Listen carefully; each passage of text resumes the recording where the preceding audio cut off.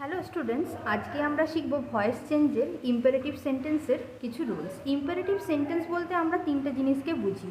এক হচ্ছে কমান্ডস, মানে হচ্ছে আদেশ।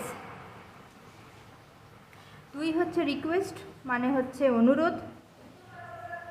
আর তৃতীয় জিনিসটি হচ্ছে অ্যাডভাইস, যেটা আমরা সকলেই জানি, উপদেশ। এবারে আমি যে আজ রুলসটা শেখাবো সেটা হচ্ছে সেই ইম্পারেটিভ সেন্টেন্স যদি মেন ভার্ব দিয়ে শুরু হয় তাহলে আমাদের এর গঠন কি হতে চলেছে।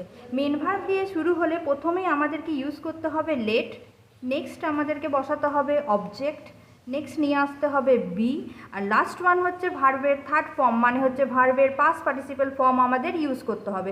এইটুকুই হচ্ছে আমাদের স্ট্রাকচার। আমি তোমাদেরকে উদাহরণ দিয়ে বুঝিয়ে দিচ্ছি কিভাবে এটা ফলো করতে হবে। যদি প্রশ্নে থাকে open the door, open the door, দরজাটি খোলো।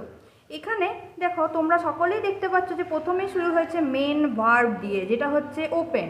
নেক্সট ওয়ান রয়েছে দ্য ডোর, কীটা খুলতে বলেছে? দরজা, এটা হচ্ছে আমাদের অবজেক্ট। তাহলে উত্তরে কি চলে আসতে চলেছে? এই যে আমাদের রুলস, যে মেন ভার্ব দিয়ে শুরু হলে, তোমরা সকলেই দেখতে পাচ্ছ এটা মেন ভার্ব দিয়ে শুরু হচ্ছে, তাহলে এর উত্তর কি হতে চলেছে? প্রথমে আনতে হবে আমাদেরকে let, let the object, let the door be ওপেনের past participle form opened, that's it, এইটুকুই ব্যাপার। আরেকটা আমি উদাহরণ দিয়ে দেখাচ্ছি, যেমন clean the room, clean the room, ঠিক আছে? তো এটা তোমরা সকলে বুঝতে পারছো, দরজার রুমটি পরিষ্কার করো।